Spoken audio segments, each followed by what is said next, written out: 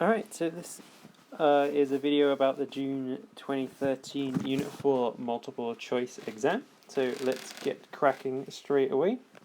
So which one of the following is a unit of impulse? So you normally see it in this form, Newton seconds, but that's not one of the options. So a Newton is a kilogram meters per seconds minus 2 times by seconds gives you to the power of minus 1, so that's option B. A railway track of mass 8,000 kilograms travels on a level track at a velocity of 2.5 meters per second. So we've got a total momentum before of 8,000 times 2.5, which would give you 20,000 Newton seconds before. Two trucks move off together with the same velocity after the collision. What is the change in momentum of the 8,000 kilogram truck? So we need to find what the velocity is. So if we divide the 20,000 by the total mass, which is, well, what do you know? 20,000. So as we're going at 1 meters per second. So the change in momentum would be the mass times the change in velocity. So 2.5 minus 1. And that's going to be 1.5 times 8,000, which is 12,000, which is answer B. So a gas molecule M moving at velocity u collides at right angles to the side of the container and rebounds elastically. And which one of the following statements concerning the motion of the molecule is incorrect? The magnitude of the change in momentum of the molecule is 0. No, that's total rubbish. It rebounds, so the momentum changes. So it's answer number A. The graph shows how the resultant force acting on a body varies with time. What is the change in momentum of the body over the 5-second period? So it's going to be the area of the triangle, which is half times 1 times 4, which is 2. We're going to add on to that 2 times 4, which is 8. So the total change in momentum is 8 Newton seconds. No, it's not. What am I talking about? What absolute rubbish. It's going way too quickly. The actual answer is 10 Newton seconds, of course, if you can add correctly, which I clearly couldn't just now. The wheel of the London Eye has a diameter of 130 metres and rotates at a steady speed, completing one rotation every 30 minutes. What is the centripetal acceleration of a person in the capsule? So first we have to work out what the angular speed is, which is 2 pi over t, which is 2 pi over 30 times by 60. Centripetal acceleration is omega squared r. So what we do is we calculate the omega. So 2 times pi divided by 30 times 60 squared times 130 divided by 2 to give you the radius, which is 7.9 times 10 to the minus 4, which is option D, this one here. A small body of mass m rests on a horizontal turntable at a distance r from the centre. The maximum frictional force between the body and the turntable is mg over 2. What is the angular speed at which the body starts to slip? So this is your centripetal force, which would be equal to m omega squared r. So we can cancel the m's. So we want the angular speed, which is going to be g over 2r square rooted like that, which is option number C. Okay, a body of mass 0.5 kilograms fixed at one end of a string is rotated in a vertical circle of radius 1.5 meters at an angular speed of 5 radians per second. What is the maximum tension in the string? So when it's in a vertical circle, at this point, the tension would have to supply the weight force plus the centripetal force, whereas at the top it would have to supply minus mg, so the maximum is at the bottom here. So first we need to calculate what a V is, so it would be 5 times 1.5 gives you V squared times 0.5 divided by 1.5 plus 0.5 times 9.81, which comes out as 23.655, which is 24 newtons. A particle of mass m oscillates in a straight line with simple harmonic motion, constant amplitude. Total energy of the particle is E, whereas the total energy of another particle of mass 2m oscillating with simple harmonic motion of the same amplitude but double the frequency. So we'd have maximum kinetic energy when V is max, so we know V max is given by 2 pi Fa. So you know that kinetic energy max, which would be at the equilibrium position, would be 2 pi Fa or squared m over 2.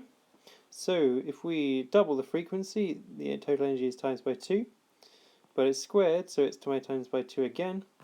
If we double the mass, that's going to times by 2 again, giving you an overall change of 8 times the energy, which is answer D.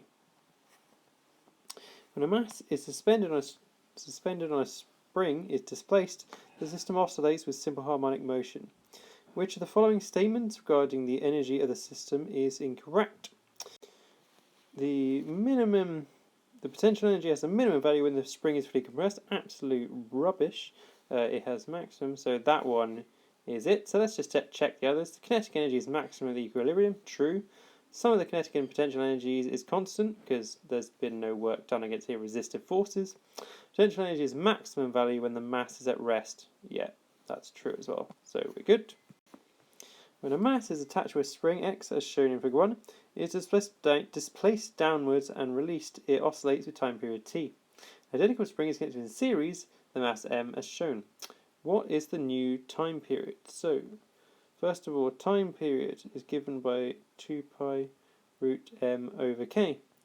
When you have springs in series, you end up with this, like here. So that means your maximum k, spring constant, is half what it was before, which means this square root expression inside will be double, but it's square rooted, so it would be root 2. So you're going to increase by a factor of root 2, which is answer C. Okay, when a space shuttle in a low orbit around Earth, it experiences gravitational forces Fe due to Earth, and Fe due to the Moon, and Fs due to the Sun. Which of the following correctly shows how the magnitudes of the forces are related to each other? So, first of all, we know the force from the Earth is going to be greatest because the Moon's in orbit around the Earth, so we can eliminate anything else. So essentially what we need to decide is whether the force from the Sun or the force from the Moon is greater. So, from the field strength of the Sun, we've effectively got times 10 to the 30, but divided by 10 to the 11 squared, so that's 10 to the 22, which is approximately 10 to the 8 field strength, whereas with the Moon, the mass is 10 to the 22, but it's going to be over 10 to the 8 squared, which is 10 to the 16, so that's roughly 10 to the 6, so we know the Sun is going to be greater, so it's option A. Gravitational field strengths at the surfaces of the Earth and the Moon are 9.8 newtons per kilogram and 1.7 newtons per kilogram respectively. The mass of the Earth is 81 times the mass of the Moon. What is the ratio of their radii? So first of all, let's work out how many times bigger the Earth is than the Moon. So 9.8 divided by 1.7.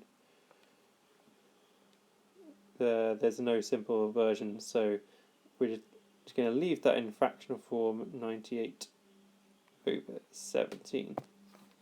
So we know the mass of the Earth is 81 m, and the field strength is going to be over Re squared, which is going to be 98 over 17 times by the field strength of the Moon.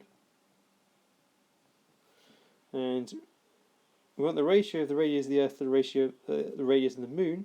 So the square root of the radius of the Earth squared over the radius of the Moon squared is going to be 81, once we've cancelled the m's, times by 17 divided by 98 square rooted. So 81 times 17 divided by 98. Square root of the answer gives you 3.74, so it's going to be 3.7 as the answer here. Two stars of mass m and 4m are a distance d between their centres. The resultant gravitational field strength is 0 along a line between their centres. What is the ratio of the distance y over d, where y is the distance from the centre of the mass of the m? So let's set up an expression. So the field strength from m is going to be gm over y squared, and it's going to be equal to g4m over d minus y squared.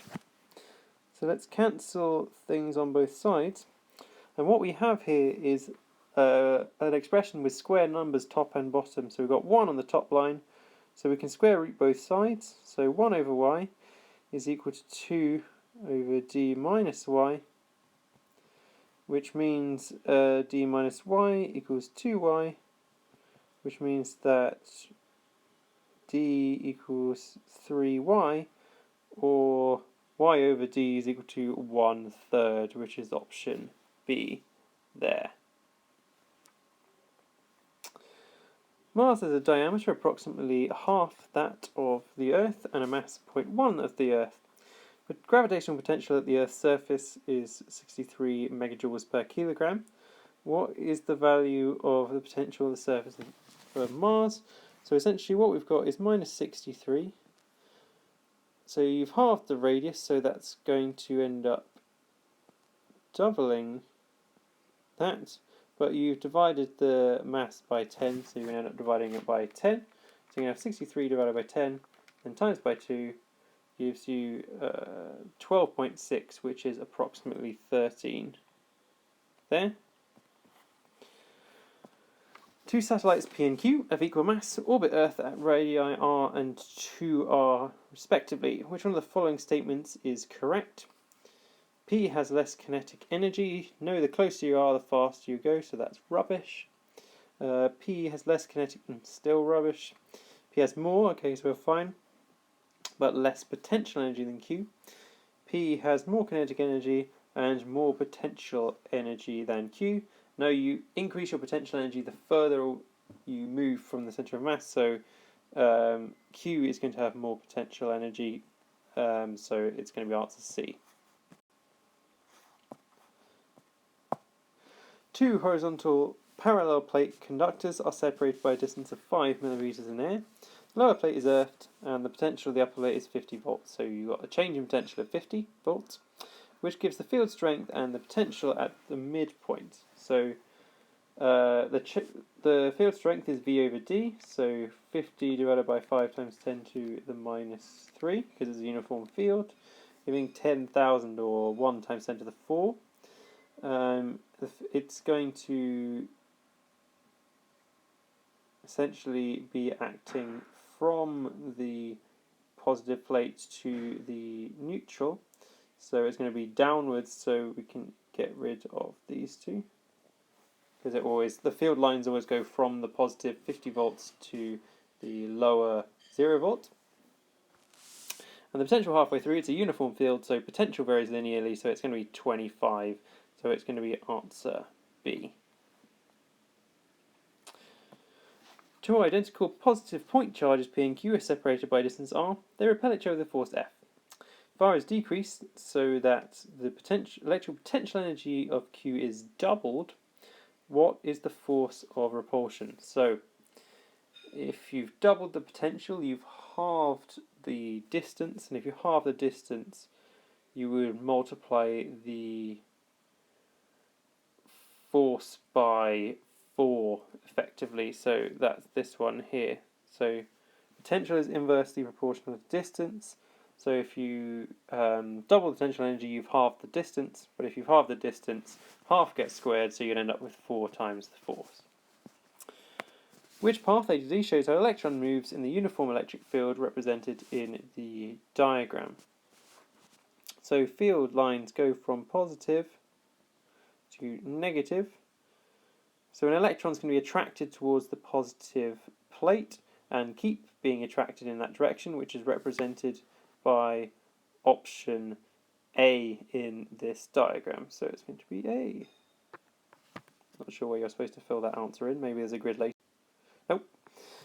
A diagram shows a negative ion at a point in an electrical field, which is represented by the field lines. So the key thing is the flux density is changing because the lines are getting closer. So you've got your field strength here is higher and your field strength here is lower. Which one of the following statements correctly describes what happens when the ion is displaced? So remember, we've got positively charged here, negatively charged here. So what's going to happen is the negative ion is going to move to the right hand side, but its acceleration is going to reduce because the force is getting smaller. So what have we got? So it's going to move. Oh, I see. So we're going to displace it. So it's not quite that kind of question. So if it's displaced along to the left, the magnitude of the force on it decreases. No, if you move it to the left, the flux density is increasing, so the force is going to increase. To the right, its potential energy increases. That is not true either. If you move it to the right, essentially you're moving the negative and positive charges closer, so the potential energy is going to decrease. Along the line PQ towards Q, the potential energy decreases. No, that would be an equipotential line, so that's rubbish. Along the line PQ towards P, the force on it's unchanged. Yeah, so you haven't moved it with respect to the field, so the force should be the same because the flux density is the same. So that's correct. A nuclear fusion device is required to deliver at least 10 megajoules of energy using capacitors. The largest workable potential difference is 10 kilovolts. What is the minimum capacitors that can be used? So the equation is E equals half CV squared. So that means C is 2E over V squared, which is 2 times 10 to the 6, because it's 2 megajoules, divided by 10 to the 4 squared, which is 10 to the 8, so it's going to be 2 times 10 to the minus 2, which is 0.02, or answer B. In the circuit shown, the capacitor charges when switch S is closed. Which line A to D gives the correct pair of graphs showing how the charge in the capacitor and the current in the circuit change with time after S is closed? So first thing, graph 1 will be the current, because it doesn't matter if it's charging or discharging. If it's going through a fixed resistor, it's going to look like graph 1. So we know that's the current is going to be graph 1. So let's eliminate the ones it's not, B or C. And if it's charging, the charge is going to be increasing, but the gradient or the rate of increase is going to slow, so that's going to be graph 2. So it's going to be answer D for question 21. The voltage across a capacitor falls from 10 volts to 5 volts in 8 milliseconds as it discharges. What is the time constant? So what we know is that 5 is equal to 10 e to the minus t over the time constant. T is 48 milliseconds, so let's 5 divided by 10 gives you a half. Natural logarithm of that gives you minus t over the time period. Let's cross multiply, so minus 48 times 10 to the power minus 3 divided by that answer gives you 0.069 or 69 milliseconds once you rearrange that equation. The diagram shows a vertical square coil whose plane is at right angles to the horizontal uniform magnetic field B. A current I is passed through the coil, which is free to rotate about the axis O'. Which one of the following statements is correct? The forces on the two vertical sides of the coil are equal and opposite. So let's think. So these vertical wires are perpendicular to the field, and the currents are in opposite directions, so they're the same length, so the forces are going to be equal, but they are going to be opposite directions because the current is in the opposite directions and they're both perpendicular, so that's absolutely correct. A vertical conducting rod of length L is moved at constant velocity through a uniform horizontal magnetic field of flux density B. Which line gives the correct expression for the induced EMF for the stated direction of motion of the rod? Okay, so we have to work out what the EMF is going to be BLV, because that's the rate of change of flux. So let's get rid of A and D straight away. And then to identify the correct answer, we need to work out how we can have the rod cutting through the field lines. So if it moves vertically, it wouldn't be cutting through any lines, it would just moving straight up. So the only way you're actually cutting the field lines is if it moves horizontally, but at right angles to the field, so essentially into the page it will be cutting across. So it's going to be answer B. A transformer which is not perfectly efficient is connected to a 230 volt RMS main supply and is used to operate a 12 V RMS 60 volt lamp at normal brightness. The secondary coil has 24 turns. So let's work out the step down ratio. 230 divided by 12 gives you 19 times 24, gives you 460 turns on the primary coil because it's a step down, so that's going to be eliminate those two. So 60 divided by 12 gives you 5 amps in the secondary circuit, so times 12 divided by 230 gives you 0.260 on the primary side, but given that it's almost likely not 100% efficient, we need to be slightly more than that, so it's going to need to be more than 0.26, taking account the inefficiencies in a transformer.